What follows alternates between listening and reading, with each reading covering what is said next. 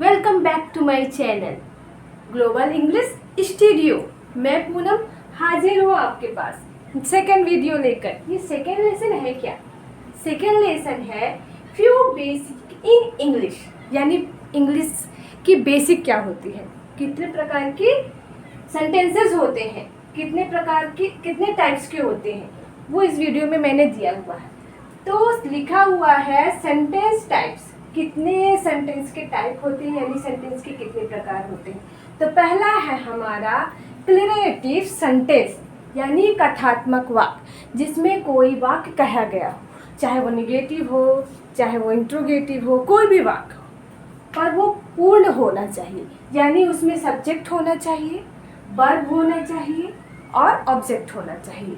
तो वो आता है हमारा डिक्लेरेटिव सेंटेंस में। डिक्लेरेटिव सेंटेंस का एग्जांपल क्या दिया हुआ है? आशा इज माय डॉटर, यानी आशा मेरी लड़की है। अब हमारा सेकंड क्या है? इंट्रोगेटिव सेंटेंस, यानी प्रश्नवाचक वाक्य। इंट्रोगेटिव सेंटेंस क्या होता है? ऐसा वाक्य जिसमें प्रश्न पूछा जाए, जैसे तुम कब आओगे, व्हेन विल यू कम।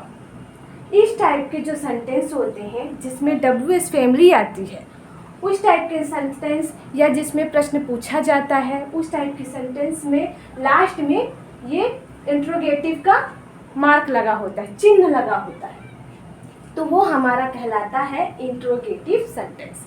तो इंट्रोगेटिव सेंटेंस का एग्जाम्पल क्या दिया हुआ है? डू यू रीड, क्या तुम पढ़ते हो? डू यू ईट, क्या तुम खाते हो? तो इस टाइप के सेंटेंस जो हैं वो आते हैं इंट्रोगेटिव सेंटेंस में। थर्ड वन है इम्परेटिव सेंटेंस, आज्ञा सूचक, यानी जिसे आज्ञा देनी हो, जैसे बैठ जाओ, खड़े हो जाओ, बाहर निकल जाओ, जिसमें सिर्फ आदेश दिया जाए, उस प्रकार के वाक्य को हम बोलते हैं इम्परेटिव सेंटेंस। तो इसमें एग्जाम्पल क्या दिया हुआ है? सिट हियर, यहाँ बैठो, सिट हियर, यहाँ बैठो, सिट। फिर फोर्थ वन हमारा क्या है?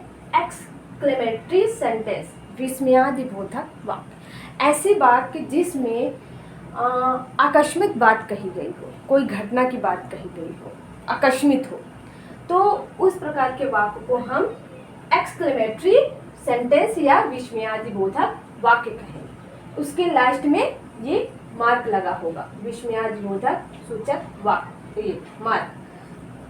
For example, oh thank God, मैंने कभी सोचा नहीं, ओह सुनकर बहुत दुख हुआ। इस टाइप के जो सेंटेंस होंगे उसमें लास्ट में ये विस्मयादिबोधक वाक्य में मार्क लगा होगा। क्या लगा होगा? विस्मयादि वाक्य लगा होगा। अब देखो फिर हमारा फिफ्थ वन क्या है? हमारा फिफ्थ वन है ऑप्टेटिव सेंटेंस, यानी इच्छा सूचक वाक्य।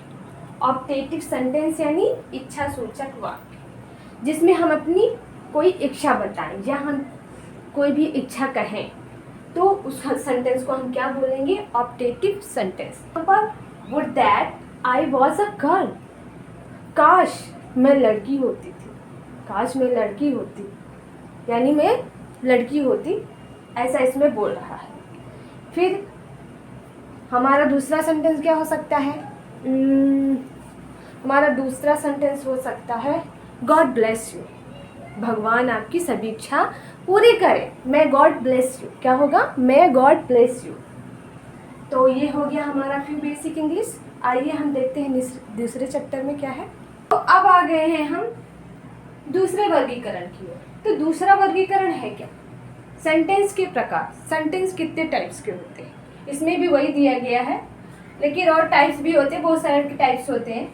तो हमारा पहला क्या दिया है? अफर्मेटिव। अफर्मेटिव तो आप जानते हैं कि साधारण वाक्य होता है, जिसमें सब्जेक्ट होता है, वर्ब होता है, ऑब्जेक्ट होता है, सिंपल साधारण होता है, उसको अफर्मेटिव या सिंपल सेंटेंस भी बोल सकते हैं।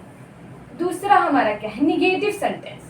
निगेटिव सेंटेंस क्या है? जिसमें नकारात्मक यानी निगेटिव ना बात कही गई, यानी उस बात को नहीं कहा गया हो, जिसमें ना आए, नहीं आए, समझ लो वो निगेटिव वाक्य है। जैसे मैं नहीं पढ़ूंगी, मैं नहीं खाऊंगी, इस तरह के वाक्य जो हमारा क्या आएगा? निगेटिव में आएगा। थर्ड हमारा क्या है, इंट्रोगेटिव। इंट्रोगेटिव में प्रश्नवाचक वाक्य होते हैं, WH फैमिली होती है, प्लस उसके साथ क्वेश्चन मार्क भी होता है, ठीक। तो उसमें प्रश्न पूछे जाते हैं, जैसे तुम कब आओगे, तुम कहाँ जाओगे, इस टाइप के जो सेंटेंस होते हैं इंट्रोगेटिव सेंटेंस में आते हैं। फिर आ गया हमारा निगेटिव इंट्रोगेटिव, जिसमें नहीं भी होता है और इंट्रोगेटिव भी होता है। यानी ये मान लीजिए कि उसमें ना भी आएगा और प्रश्न भी पूछा जाएगा। इसको एग्जाम्पल से कैसे समझते हैं, मान लीजिए तुम कब नहीं खाना खाते, तुम क्यों नहीं आते, तुम स्कूल क्यों नहीं जाते। इस तरह के जो सेंटेंस है वो हमारा आएगा इंट्रोगेटिव निगेटिव में, और लास्ट में हमारा क्वेश्चन मार्क रहेगा। फिर ये आ गए तुम्हारे सेंटेंस हो गए 4। फिर इसमें भी आता है singular plural, singular subject plural subject. ये जानना बहुत ज़रूरी है कि एक वचन क्या होता है, बहुवचन क्या होता है। अब हम देखते हैं एक वचन यानी सिंगुलर सब्जेक्ट, ऐसा सब्जेक्ट जिसमें एक चीज़ का बोध हो, एक वस्तु का, एक इंसान का बोध हो, वो आता है हमारा सिंगुलर यानी एक वचन। प्लूरल में हमारा कौन आता है, जिसमें एक से अधिक 2, 3, 4 बहुत सारी चीज़ें आ जाए, तो वो आता है हमारा प्लूरल में। क्या आता है, प्लूरल यानी बहुवचन में एक से अधिक बातें कही गई हो, उसको हम बोलेंगे प्लूरल सेंटेंस यानी बहुवचन। क्या बोलेंगे, बहुवचन। तो ये है हमारा चार्ट, ठीक है। इस चार्ट में मैंने अच्छे से फर्स्ट पर्सन कौन सा है, सेकंड पर्सन कौन सा है और थर्ड पर्सन कौन सा है, ये अच्छे से लिखा हुआ है इसमें। आप एक बार इसको देख लीजिए, नहीं तो आप इसका स्क्रीनशॉट भी ले सकते हैं। तो हम देखते हैं personal noun subject singular and plural. क्या दिया है, personal, singular, plural. First person में क्या आता है आपका, आई। क्या आता है, आई यानी मैं। फर्स्ट पर्सन है, क्या है ये, फर्स्ट पर्सन है आई यानी मैं। वी यानी हम, वी यानी फर्स्ट पर्सन में है लेकिन ये प्लूरल है। क्या है, प्लूरल है, फर्स्ट है लेकिन ये प्लूरल है। फिर आता है हमारा सेकेंड पर्सन। सेकेंड पर्सन क्या है हमारा, सेकेंड पर्सन है 10 यानी एक के लिए यूज करते हैं, ठीक है। और हमारा प्लूरल में क्या है, यू यानी तो, उसमें एक से अधिक लोग हो सकते हैं, यू में एक से अधिक लोग भी हो सकते हैं, जैसे तुम लोग, यू, ठीक है। तो ये आ गया तुम्हारा प्लूरल में। फिर है थर्ड पर्सन। थर्ड पर्सन तुम्हारा क्या है, he, she, this, that, it, singular noun and plural, ठीक। ये किस में आ गया, थर्ड पर्सन सिंगुलर में। थर्ड पर्सन सिंगुलर में आ गया तुम्हारा he, she, it, that, he, she. Third person में तुम्हारा आ गया he, she, this, that, it, singular noun और प्रोनाउन। ये किस में आ गया, सिंगुलर। प्लूरल में क्या आएगा तुम्हारा, थर्ड पर्सन में दे, वे, एक से अधिक लोगों के लिए, दीज, दोज, प्लूरल नाउन और प्रोनाउन। ये तो मैं बता चुकी हूँ कि प्लूरल नाउन प्रोनाउन क्या है, ठीक है ना। तो वीडियो आपको कैसी लगी हो, अच्छी लगी हो तो लाइक करिए, सब्सक्राइब करिए और शेयर कीजिए। मिलते हैं नेक्स्ट वीडियो के साथ। Thank you, bye.